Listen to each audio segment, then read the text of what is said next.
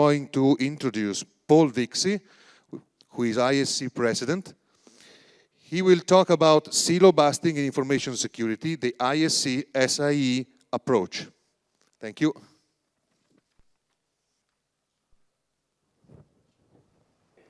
I'm not bringing slides today because I have some complicated things to explain, and I don't want to distract you by having you try to read and listen at the same time. There will be a demonstration, so I'll be using the projector about halfway through. So silo busting, in this case, refers to the relationship between people who run networks and people who sort of sell security, I guess, reputation services or threat information systems. Let's just estimate that somewhere around 1 to 2 trillion US dollars worth of market capitalization have been created in the last 20 years in what used to be called the antivirus field. In fact, I think about every 3 or 4 weeks, somewhere in the world, there is a new company that starts up with the idea of selling into that market. And perhaps they're going to sell to you an application that runs on your smartphone or your laptop. Perhaps it'll be a server-side security feed that you might connect to your mail server so that you can reject spam, or a server-side feed that you can plug into your antivirus product on your MTA so that you can, reject attachments that have bad checksums. Whatever it is, we have really created a lot of wealth. And I want to focus on that wealth for just a moment, because what I noted 5 years ago when I began the work I'll be describing today is that we've created a great deal of wealth without making the problem better. Now, often if you create wealth, what you end up with as a result is a working railroad system, highway system, some new fleet of commercial ships, transatlantic cable. You pay some money, you invest some money, you build something that is useful, people use it, and the use of it then makes it valuable, and then you sell it, or you sell futures in it, or something like that. So, in other words, speaking capitalistically, when we make investments and create capital wealth, it normally corresponds to having done something. In the case of this trillion or more dollars of wealth that we've created as far as the market capitalization of Trend Micro and everybody else in the AV field, everybody who would like to sell security threat data or reputation data, the problem is as bad as it ever was. It might even be getting worse. It may be that the more we invest, the worse it gets, which is kind of the opposite of what you want. Capitalism is not helping us here. My investigation into the reasons showed that we have a structural defect. So what's happening is a new company will start up, and it'll be a couple of guys who all left some other company at the same time, or they all went to college together, shared a dorm room. And they will say, hey, I know, let's create a new security company, and for some annual fee, we will sell to large enterprise the ability for them to detect threats against their infrastructure and keep those threats on the outside. And everybody says, yeah, that's a great idea, but how do we know where the threats are? What are the ingredients? How do we build the thing that we want to sell? And the answer comes in the form of, well, let's give something away first, and maybe it'll be some kind of an online reputation service. And from the query stream to our own online system, we will learn sort of what's happening out there, because people who are running our free software or using our free service will be asking us questions, and those questions will implicitly tell us what's going on. So by data mining our own query stream, that's what I did with the original anti-spam company called MAPS, M-A-P-S. We created something called the RBL. And we got a lot of really useful information by looking at the query names. Because if you get a query to an RBL feed, it tells you immediately that somebody corresponding to that IP address, the IP address that's encoded into the DNS name, just tried to send email to somebody. And if a whole lot of people start asking you questions about the same queue name, then you know that particular IP address is trying to send email to a lot of people. Unless they're on your whitelist, you could just assume they're bad. And there are, of course, a whole bunch of rules that you would apply and smarter software than that, but that's generally the way network telemetry starts coming into one of these new companies. There are, of course, other things you can do. You can use public information. VeriSign for the .com zone allows anybody on the internet, if they fill out some paperwork, to download the .com zone free. And a lot of people have made a business of downloading that zone once a day, looking at the differences from yesterday to today, saying, well, those differences are the adds and drops, and all the new ones in the last 24 hours are immediately suspect because, as we know, most new domain names are crap. So that would be another example of where you get your telemetry. But neither of those is likely to make you competitive. If you want to be in the threat information business, you want to sell reputation feeds, you want to sell antivirus packages of some kind for smartphones or laptops or whatever, you need to be able to demonstrate to your customers that you have information other people don't have. Otherwise, why should they do business with you?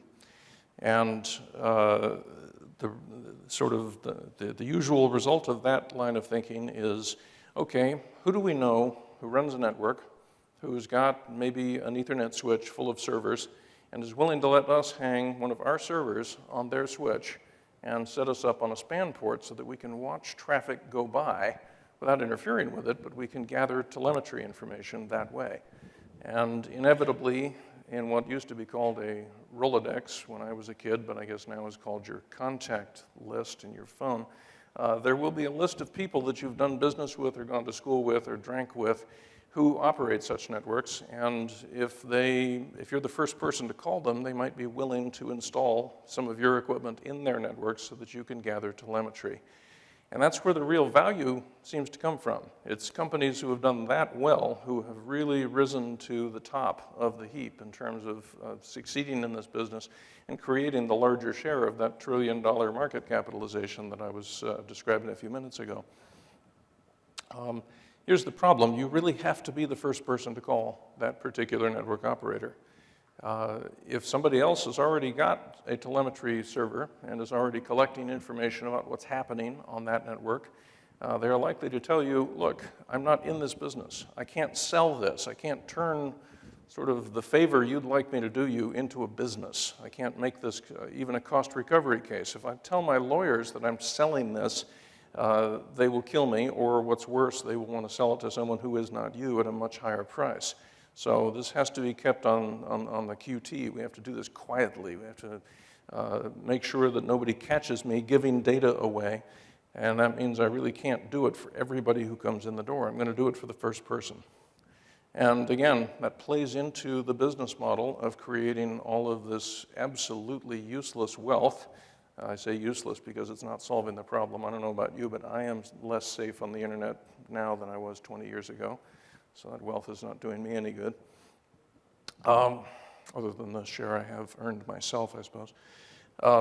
Anyway, these are exclusive relationships between the places that things are happening on the network. This could be an ISP, an enterprise, a university, name server, mail server, whatever it is, and a given security company who is trying to roll that data up and turn it into something that their customers might be willing to pay for. And I want to emphasize again, if you're not doing something like that, you won't be competitive. No matter how many honeypots you set up, or how much public information you pull down, you still have to be able to do this, or you will not be seeing threats early enough to outcompete the other people who want the same customers you do. Or at least that's the perception. Now, these are what I call information silos. A silo is a tall thing, sometimes full of corn or grain or whatever, and the bottom has an absolute gravitational relationship to the top. Things flow down. They don't go sideways. And in this case, an information silo is a relationship between some network operator having telemetry, having the ability to inform or observe about what's happening on the network and some consumer, some security company who wants that data. Once we silo something, other competing companies can't get it, and the customers of those competing companies can't get it. The more information silos we build, the more stock value we create, the more of that $1 trillion we accelerate, and the less of the problem we can solve.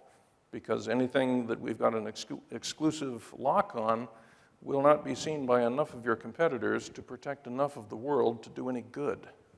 In other words, the more of this stock value we create, the more we benefit the bad guys, because they can operate pretty much freely, because very few people will ever get a chance to cross-correlate what they're doing. It's as though you're in a room robbing people, and unless somebody points a flashlight right at you, that you can't be stopped. I'd prefer to turn the lights on. I would like the internet to become more safe rather than less safe someday. I would like the trend to reverse, although frankly, if it would just stop getting worse, I would treat that as a victory. Right now, the internet gets less safe every year. So in 2007, we at Internet Systems Consortium created some open source software around an open data concept. The original software is gone now. It was called NCAP for network capture. And we had to develop software because there was no standard tool set or standard network packet format for telemetry. It's not like you can take a PCAP file and play it over the network somehow. You can take a PCAP file and copy it if you stick it in a file and rsync it from server to server. That's pretty much what we all do. But that doesn't scale. So we developed some software to do this with datagrams rather than TCP streams. Datagrams are unreliable, but they are also very lightweight, and you can broadcast them. If you're on an Ethernet switch and you have data you'd like to share with everyone, you can transmit it with what used to be called the all ones address, and everyone receives that packet at the same time. If you wanted to do the same thing with TCP, you'd have to rsync to each person individually. So we liked packets, we liked datagrams, and we developed some tools for that. I developed those tools, and I say proudly that they're crap and they're all gone now. They've been replaced by better tools written by younger men. But since 2008, so for the last 3.5, 4 years, we have been operating an open data facility. We call it the Security Information Exchange. I talked about it here 2 years ago and was well received, but a lot has happened since then, and I know that a lot of you weren't here 2 years ago, so I offered to sort of say again what I said then. Please send us your data. If you operate infrastructure, whether that's a spam trap or a honeypot, DNS server, whether you've got a network telescope, whatever type of information you have, either because you operate it for the purpose of gathering security telemetry, like a honeypot, or you just have it because you operate a network, is very interesting. It's very useful to people who would like to stop crime. Do not give it to whoever you went to college with when they call you and say, could you please insert this server in your network? Because if only they have it, then the bad guys will benefit way more than he or you will benefit. We don't want to do that. We have to find a way to align our actions with the end result we'd like to obtain. So what you would do instead is find an information sharing facility somewhere, and mine is, the one at Internet Systems is at your disposal. Send the data to that facility and get them to give you some kind of feedback about who else is receiving it, who they will share it with on your behalf, and what those people are able to do with it. I'm going to show you what we do with that data, but before I get to that, I want to sort of go through a little bit more of who's sending us the data and what it is and what we do with it. That's what I call the front-end problem. Josh, welcome. Right. So let's imagine you are running a name server, recursive name server, possibly in this building, serving the wireless network, so that when a DHCP lease is handed out to somebody, it's got your name server's IP address in it. That causes your name server to receive a lot of DNS queries from laptops, smartphones, whoever's on the wireless. Anytime it gets a question that it has seen before, it is likely to be able to answer that question from its cache. It won't have to go upstream. It won't go ask VeriSign, well, where is, example.com? It won't ask the root name servers, well, where is .sg? It doesn't have to go upstream and ask anybody anything if it's already in cache. Those transactions are not interesting to me, mostly because they contain personally identifiable information. In other words, the IP address of the person who asks that question is considered PII in most countries, and I don't want to fight those battles. But that upstream traffic, if you ask that name server, if someone asks your name server something you don't know and you have to go find it, that has no PII. Those transactions, what I call your upstream or cache miss transactions, are fair game. You can share them with anybody without really having any of your lawyers or anybody responsible for your country's privacy laws raising an eyebrow. Ideally, you'll share them, again, with me or with someone like me who will make them further available. What you can do if you receive enough of this data is rebuild the entire DNS one response at a time without ever making any queries on your own behalf. This idea first came to me when Florian Weimar, as a German student, as part of his master thesis at University of Stuttgart, did something called passive DNS logging. And his particular use case was that the .de domain for the German, as the German country code domain, had been made private, had been taken out of the public domain. You could no longer transfer it. And so he, being an engineer, very smart and very passionate, decided that he would recreate the content of the .de domain one response at a time and then make his copy of it publicly available to sort of challenge the lawmakers on this. He achieved his aim, but he also created this marvelous model that we all now call passive DNS. So we need your response data. I don't just mean for this wireless network. I mean from your houses. If you've got a name server at your house, if you're in this room, you're smart enough to be running your own name server. You are not using the one that came with the small plastic box from your DSL provider. If you are a DSL provider, if you are a university, if you are a small enterprise, and you run a name server, please consider running a passive DNS sensor. That sensor will look like a background daemon, just a server process. It hooks in the same place that TCP dump would hook in. So it just uses what we call the BPF, the Berkeley Packet Filter, to grab all of the packets related to DNS and sort of reassemble the related ones into the underlying transactions that cause those packets to be sent. And then it will uplink those, reassembled transactions to us. You could do the same thing with spam if you have a spam trap, honeypot. Whatever data you're gathering, if you're in the security business, is of great interest to other people. If you share it with us, we will share it with them. Something called darknet. I love darknet. Sometimes called a network telescope. It's hard to believe that now that IP version 4 has been fully allocated and there's not really very much left in inventory, that any part of the IPv4 address space as advertised into the global BGP tables is not full of people. But it's true. Quite a bit of it is sparsely used or even not used at all. There are some companies who were on the internet back in the early days, 25 years ago, who have large amounts of space which they advertise into the global routing table, but they don't have any customers on it. So what they receive in those advertised but unused blocks is what you could think of as cosmic background radiation.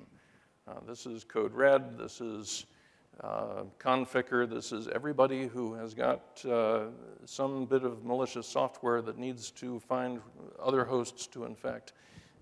They're constantly probing what we call the network telescopes of the world. And I've got 6 Class Bs worth, 6/16s as they are now called, worth of space from various people who have the space and aren't using it, and they'd rather share it with us than to share it with the first security company who asks them. We make it available to any security company who asks us. Now, what do I mean make available? I've mentioned all the sensors that you could be running and sending us your data, but what do we then do with it? This turns out to be controversial. You will send it to us usually in very small batches.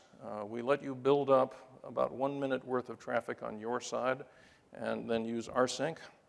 I don't like that rsync, and I don't like that 1 minute of delay, but I recognize the need for you to be able to compress it on the way to us. And if you were to send it to us packet by packet by packet, it would all be clear text, unencrypted, uncompressed. And I know that there are parts of the world where that is an expensive proposition.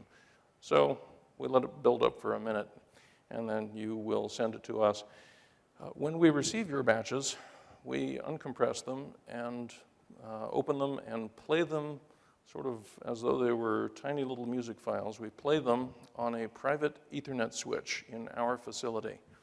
And anyone who has paid us a port fee to be connected to that switch is then able to see your data with about 1 minute of delay, along with everybody else's data. Now, when I say pay for the privilege, I have to say that no one has been turned away because they couldn't pay. We have plenty of just internet do-gooders who get connected because they have a public benefit use for that. We are a nonprofit company. We want to help those people. On the other hand, if you can afford it, then we will make you pay us whatever we think you can afford for that port. And we have, I think, about 40 different companies. Some of them are security companies. Some are university researchers. We have a couple of law enforcement agencies, government intelligence services. Whoever convinces us that they are going to make the world safer as a result of seeing your data gets a chance to be on our switch. Now we play, as I said, we play these as though they were music files. We pretty much spew them out at top speed and then delete them because we have no ability to, it's about 0.5 gigabit per second of traffic. We have no capability of storing as much data as we carry. I know that some of our customers do. Jose up here in the front has been connected to our switch on and off over the years, and I'm betting he's got enough disk space to store it all, but we don't. So our job really is to be the bearer channel. We created the sensor software and formats. We encourage people to run our sensors. We collect the data, and we connect people to the switch, and then we play the data on the switch and delete it. That's our role. That's our. This is, to me, an open data play. Interestingly, we've got 2 different security companies who have come into existence since 2008 when we first opened for business, who were able to hit both first revenue and profitability using no other data than what they got from us. And to me, this is a wonderful proof of the concept that information silos are a false benefit. Right? This idea of having an exclusive relationship in order to keep your competitors from having it be the only way that you're going to make profitability is false. It's false on the face of it. What matters is how smart you are at processing the data and how good your salespeople are at telling people what you have and closing deals. So the efficiency of your organization and your engineering and marketing and sales departments are going to be much more important than what exclusive access you have. Although, on the flip side of that coin, the exclusive access you have will certainly help the bad guys. So there may not be any good that can come of it, but there certainly will be some bad.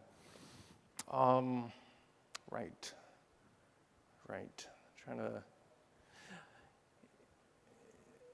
So the first thing I've asked you to do is please run a sensor. Send us the data, or if not us, send it to somebody else who was doing the same thing. The second thing is connect. Find out what it would cost you. It could be nothing if you're doing only nonprofit good work. It could be an easily affordable amount of money. Plug into our switch, get the data. The more people who process it and turn it into security intelligence, the safer the world will become. Now, thinking of the third thing you might do, some people don't want to share their data openly. They think that it is valuable and they want to sell it, but they don't want to have the problem of finding customers for it, negotiating with each customer, and figuring out how they're going to send the data to each customer. And in that case, they've come to us, and we have half a dozen of these now, and they've asked for a private channel. Every VLAN on this private Ethernet switch that I told you about is we think of as a channel, kind of in the sense of digital satellite television. And most of them are public. We created them. We determined what the format would be for packets on that VLAN, and we are in charge of what customer gets to be in that VLAN and see the data on that channel. But you can also ask for your own. We don't charge for that. If you will only share data with people who pay you money and pay a license fee, that's fine. To us, at least, you're still sharing the data. So the fact that you're demanding payment for it does not make it less of a public benefit act for you to share it. Therefore, we will carry the data for you. We will be your distribution channel. So several of the larger spam traps who have between 50 and 100 megabits per second of spam that they are receiving want to make sure that if their direct competitors are planning to improve their anti-spam reputation feed using the same spam trap data that they themselves are collecting, they should be able to hold each other for ransom and make each other pay money, and they do. And they still use us to distribute it because it's one-stop shopping. They send us one copy, and all of their potential customers will just get access to it for nothing. They also have the option of sharing it in real time with the same set of academic or nonprofit do-gooders that we share data with. If they want to make it available free, they can. But it turns out to be a wonderful information sharing system, even if it's not fully public or not in the public domain. So I want to talk about, I want to move to how we are using some of the data on the for-profit side of my company. But before I do that, please use this moment for questions about what I call the front end, about the sensors, the formats, the rules for connecting to our switch. Help me out here. Don't make me pick on Jose. Jose, ask a question. Under what circumstances would you disconnect someone or deny them access? We have denied access to only one person in the 4 years or so that we've been doing this. And it was because they had no references. We didn't know who they were. They were from a country where I have no friends, and they could not identify anybody that we had in common who would give them the thumbs up and say, yes, this person is not a spammer. They are not some ex-KGB digital gangster. That, you know, I have to have some positive reason for connecting people. And we had only one out of the 40 or so that just couldn't meet the bar. I don't know if they were a legitimate or a non-legitimate player, but anyway, that's the second half of your question. First half, when would we disconnect? There is a contract. There are terms of service. You have to agree, among other things, not to reshare the data. You can use it for your own private purposes. You can sell products based on it, but the raw data, once it's in your hands, cannot leave your hands. And no one has yet been thrown off, disconnected, terminated. No contracts have yet been terminated, but we have had to send some warnings to a couple of people who were mixing our data in with other data that they were carrying and sort of not paying attention to where it all came from. And it was quite accidental that they were including raw data they got from us in something else that they were giving away. So they weren't even monetizing it necessarily. They were, however, leaking it. So that if the cease and desist warning had not worked, then we would certainly have pulled the plug on them. Josh, ask a question. For those that want to, what sort of backbone connections do you guys have into what research networks? Backbone connections. I'm trying to correctly interpret your question. The data sharing facility, where this Ethernet switch is inside of an Equinix facility. In fact, we've got two of them. One is in Equinix Ashburn, and one of them is in Equinix Palo Alto, which I still think of as PAX, having been the founder there. So that is where people go if they want to plug into our switch, and we make them rent cabinet space and buy transit from other people who are in those data centers. If you are one of these nonprofit do-gooding freeloaders that I have mentioned, then we will let you install your equipment at ISC, where we have dark fiber to both 200 Paul and 529 Bryant, and we peer with 190 other networks, and we run multiple 10-gig trunks in order to make sure that if there's a problem, it won't be on our network, is I guess the rule there. That network, the Bay Area Research Network that is ISC's backbone, is also where all of the incoming data arrives. And so chances are very good that we have transit from a couple of companies who have just donated transit to us in 10-gig increments, but it is very rare for sensor data to arrive over our transit connections, because we really do have pretty bright peering. So lack of physical access is not as much of a restriction as somebody might mention. Ask your question louder. Sorry, lack of physical access to one of those two data centers is not as much of a restriction as somebody might think. No. Lack of physical access. Go ahead.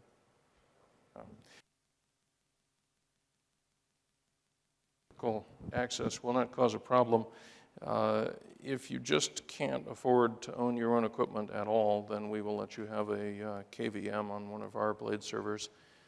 We've got a couple of contracts where we ourselves sort of receive the data and then turn it back into batch files and rsync it to somebody, because that was the only way that they could possibly do it, and we thought their use was public benefit.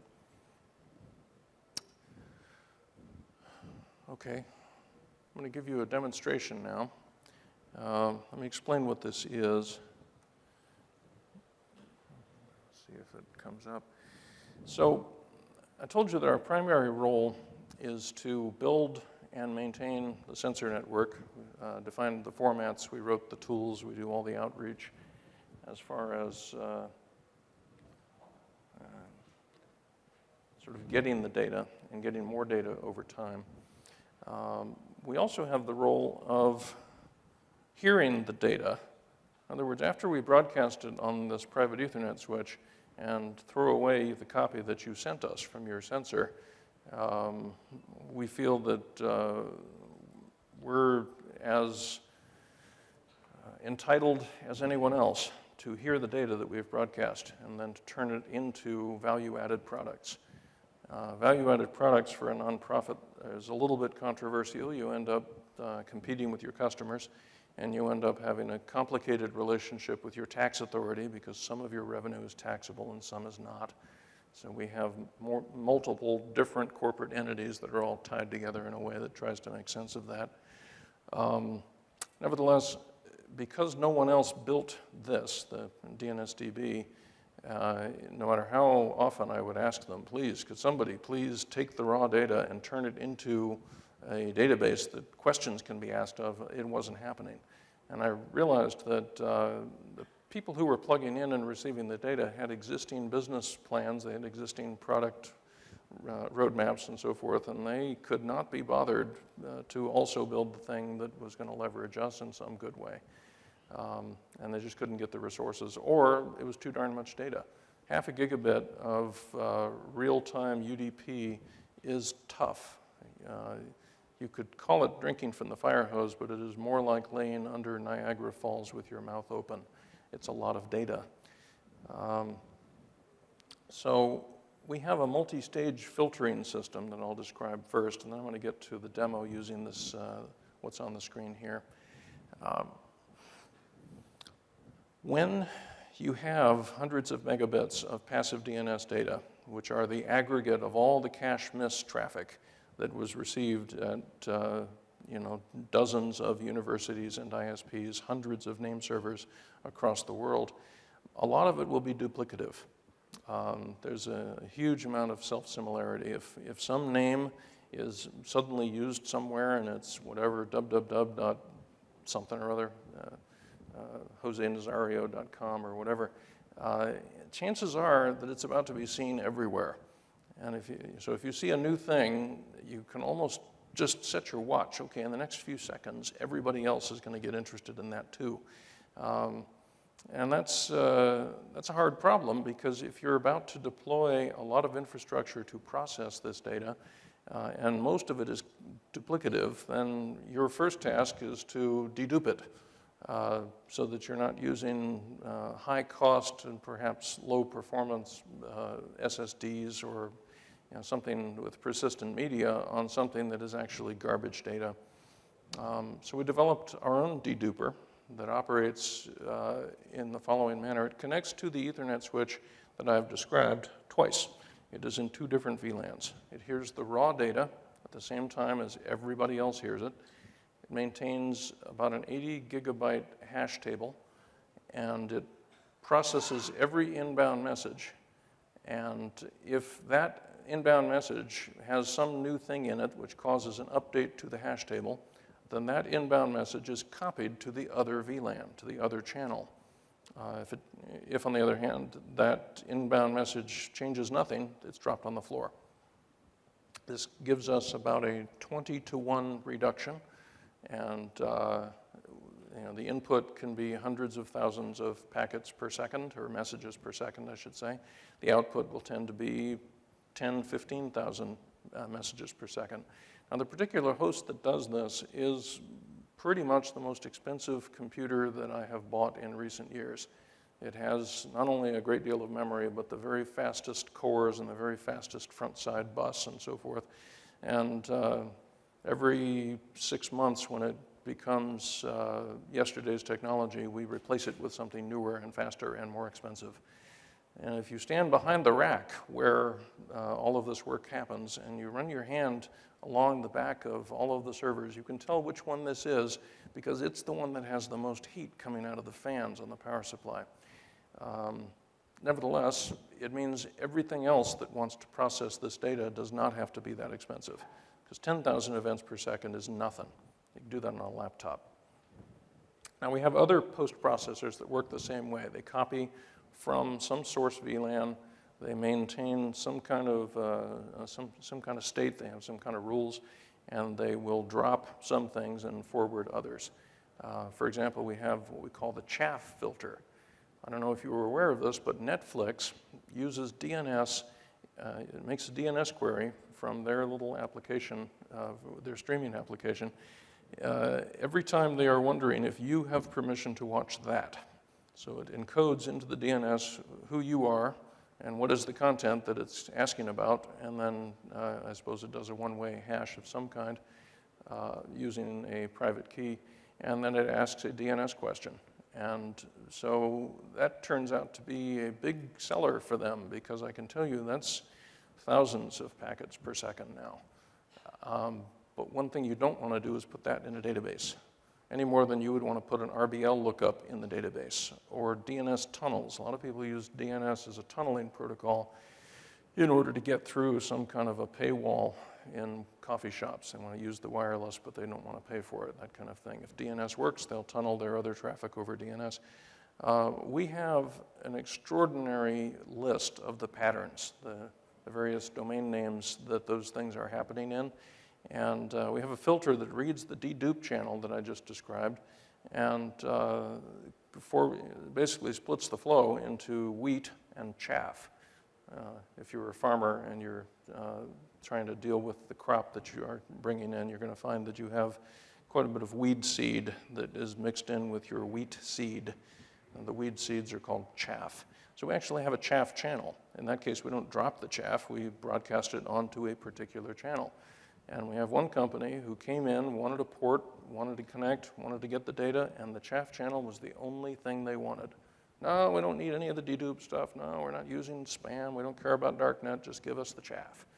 I have no idea what they're doing with it, although I could guess. But, one man's garbage is another man's jewelry, I suppose.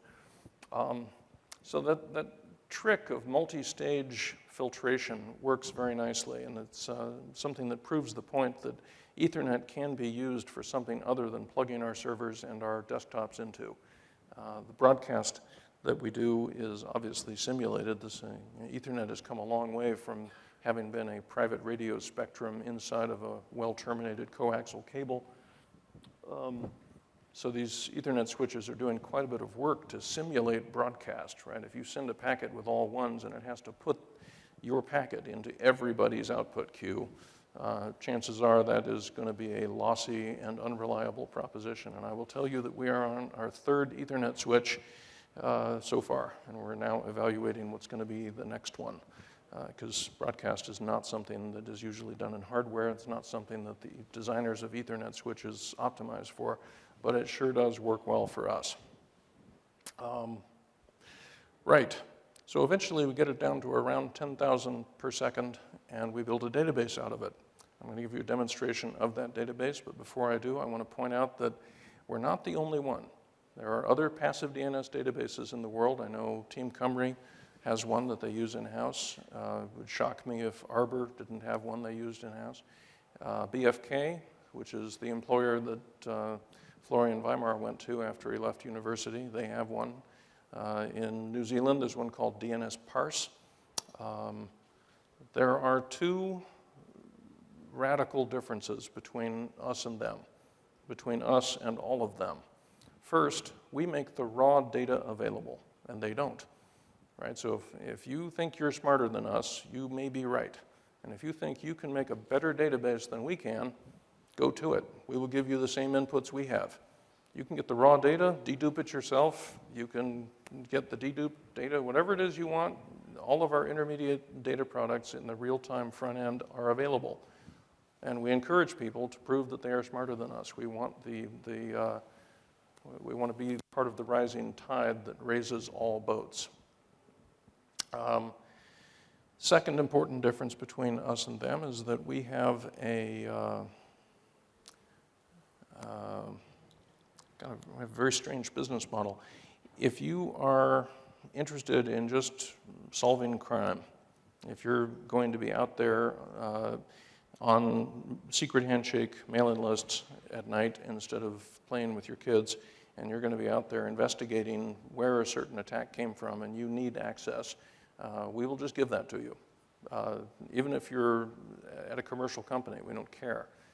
If you're at a commercial company protecting your own network, we don't care. We will give you access to the user interface that I'm about to demonstrate. The people who have to pay are the ones who are deriving other products on our data. So if you want to use us as a way to generate or filter or do QA or value add of some kind on a reputation feed that you're going to sell, we will sell you access to that. But the primary purpose of all of this is to make the world safer.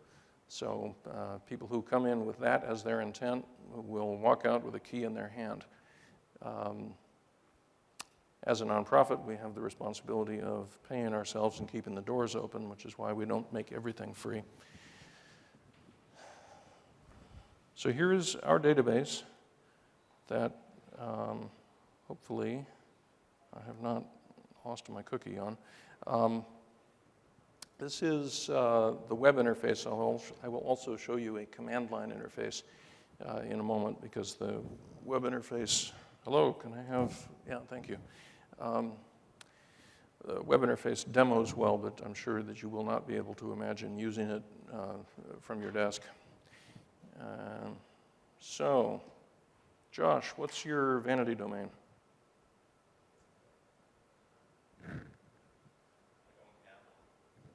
What's your company domain?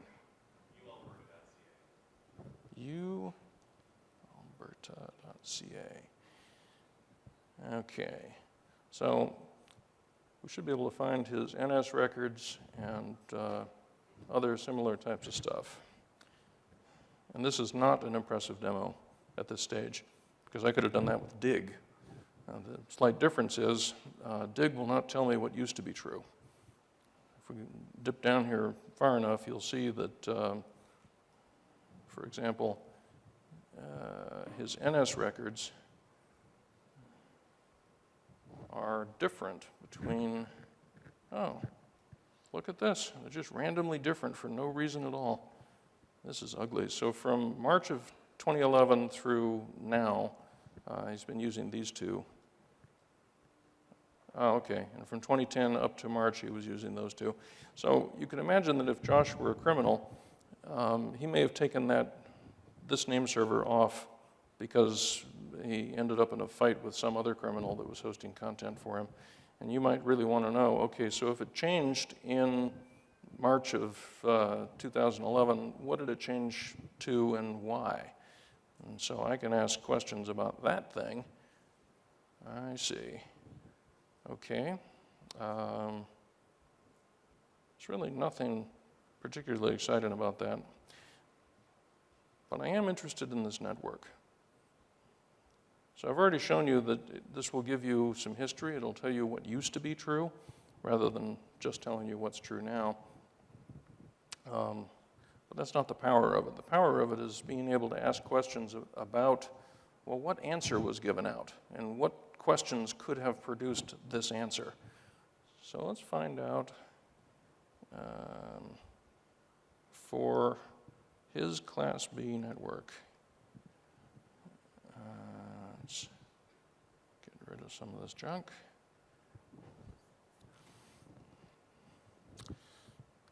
This is a big result. 7,000 results. I have to tell you that we would cut this off at 10,000 because after 10,000 the browser crashes. So we limit it.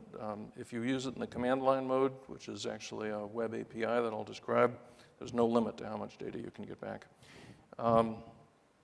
So what we have here is this really long list of names which have answers in his block. Now, this should have, oh, it's because I said any, darn it. Let's look for A records. I'm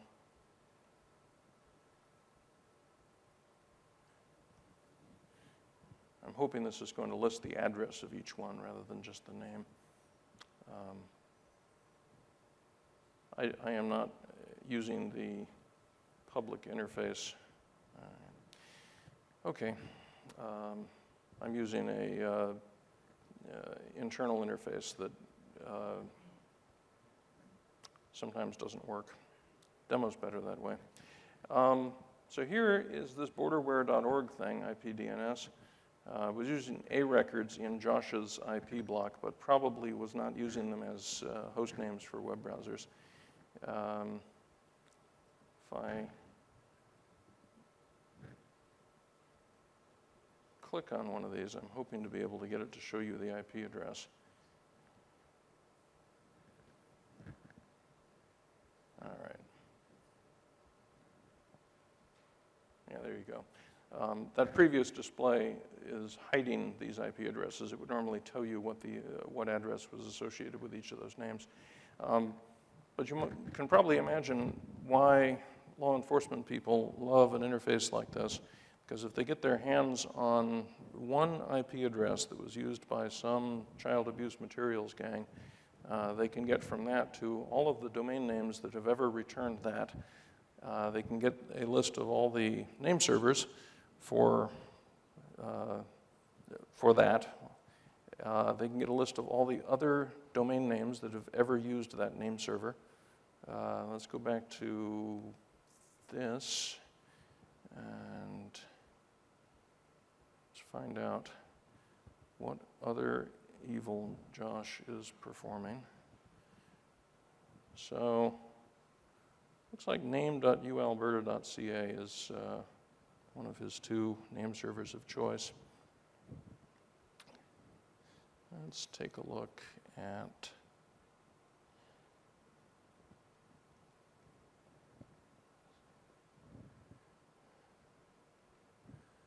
all right. So here we go. In the first column, you'll see a domain name. Second column tells you the type, and the third column tells you that the value is equal to my search key. So these are all of the domain names that have used this name server as their publication point. And in his case, he's not a criminal, although I would say beartracks.ualberta.ca is suspect. But look at all these other cool things, udigitsystems.ca. This is evidently a spin-out. Some professor decided that he'd rather have an IPO than a retirement benefit. ualberta.biz. Not sure we had any other easy way to find out that they thought that they were taking .biz seriously. This kind of permuted index work, where you can find out all of the related properties from a domain, is, it is a game changer. If you are chasing bad guys and they think that whois privacy is going to save them, I had one fellow inside of the FBI's Child Crimes Division tell me, without being willing to tell me the details, of course, but he said, yeah, I went out 2 degrees of separation from the one IP address I had, and I looked at all of the history of all of the different domain names and name servers and IP addresses, and I found one thing that was 36 months old that was clearly owned by the same person, and which the criminal had thought was so far separated in time and so far separated in data relationships that it did not need whois privacy. And we arrested him. Thank you very much. And I thought, okay, there was a point to this. So, very briefly, I see I'm down to my last 12 minutes by that clock, but I think that clock may have started late. I'm down to my last minute if you guys wanted to make the next talk. Oh, good. I apologize for the fact that this is Windows. I have a job that calls for me to be able to read Microsoft Doc and DocX files. And when I tried to buy a Macintosh, they tried to give me a chiclet keyboard. So this is a tiny little shell script that calls curl, C-U-R-L. It is going to transmit my question as a RESTful query. It is going to receive an answer that is in JSON format, and it's going to trivially format that result for me. So let's start with the query. I'm picking on Josh. I may as well pick on Jose, although he doesn't work there anymore. Oop, all went by in a hurry. So you can see they changed their delegation in .NET. We download the .NET file, so any place you see that it's never been accessed, count to 0. That means that's a zone file import that we did. And you can tell that from February of 2011 till March of 2012, they have been using 5 name servers. And before that, they were using 3. Okay, well, makes a certain amount of sense. Where you see the bailiwick of .NET, but the count is not 0. That means it's not a zone file, but that is a response that came from one of the known authority servers for .NET. We kind of have to guess what the bailiwick was in that case, because we're not inside the name server. We don't know where they thought they were, but it's a reasonable guess. Let's take a look. Let's do a similar type of query, because I really am out of time. And I want to get to the juicy ending here. If I want to search the R data, and I'm interested in that, NS, no, that's not it. Name, sorry. Right, so here's all of the different domain names. Peak flow. You see quite a lot of peak flow here. That is one of Arbor's fairly well-known boxes. It is pretty much the Cadillac of NetFlow processing devices. If you want to do NetFlow and you're looking for something to do it with, that would be my choice and my recommendation. myarbor.org, looks like they've got a portal. Arbor Pravale, I don't even know. But I can certainly find out a list of all of their brands, in this case, all of their networks. Not that Arbor's got anything to hide, but you could imagine that a criminal might not like to be naked in this way. So let me tell you the implications of this. If you come along down my street with a camera and you take a picture of the front of my house, you have not violated my privacy. If you're the Google van and you take pictures of every house in my whole neighborhood and you make an indexed database of these accessible to anyone in the world so that anybody can see what my front yard looks like, that starts to make me feel a little bit squeamish. And I feel like I may deserve some privacy at scale that I would not ask for one by one. And that difference in how I feel is the difference between being able to find out what's true now by asking questions versus to find out what has ever been true by looking at reverse indexed questions. Again, this has been a game changer. I thank Florian Weimar for sort of raising the visibility of this. I think that we have taken it to the next level. If you would like access to this, either commercial access to this API or just nonprofit do-gooder access because you like to chase crime and this can help you, drop me email. I'll talk it over. In fact, don't drop me email. Go to dnsdb.isc.org and apply for a login there. And when it asks you what is your proposed area of research, if you say investigating malware, that creates more work for me because then I have to ask you what you mean. So please be detailed about that. Please operate sensors. Send us your data.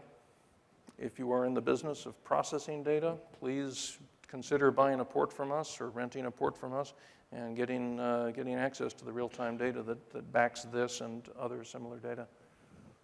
So we're at the end of the hour. John has a question. I just said use dnsdb.isc.org. Just visit that website. Oh, it's HTTPS. Oh, okay. Yeah. My email is fairly widely known. I am paul@redbarn.org. What? paul@redbarn.org. Or Vixie, my last name, at isc.org. Given that 100,000 other people find that email every day, I think you should have no trouble locating me online. So that would be the HTTPS then, right? DNS. Are you doing anything with like whois data?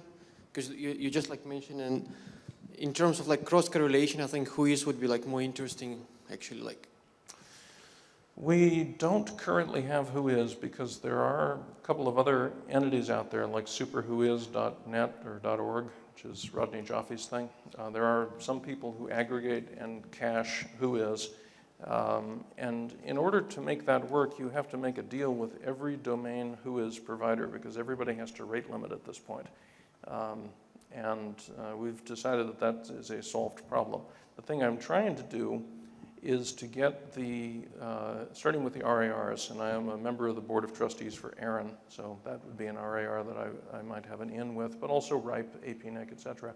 I would like to get the query stream. I would like to get all the whois queries that they receive because most bots now, when they start up, do a whois query on their own IP address in order to find out how safe it would be to relay spam from here.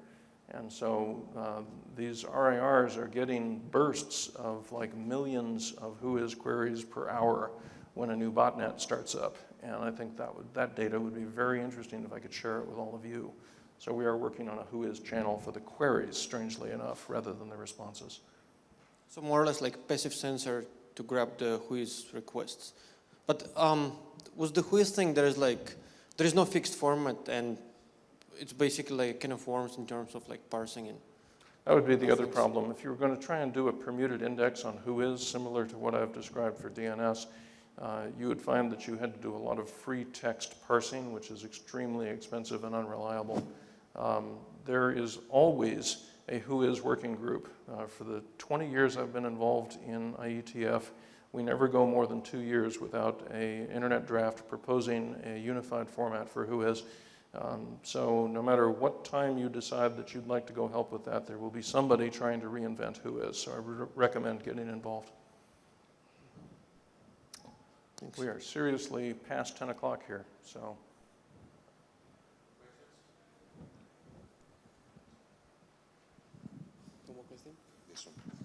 Okay, thank you, Paul. Thank Now you we all. have a coffee break, and we'll be back at 10:30.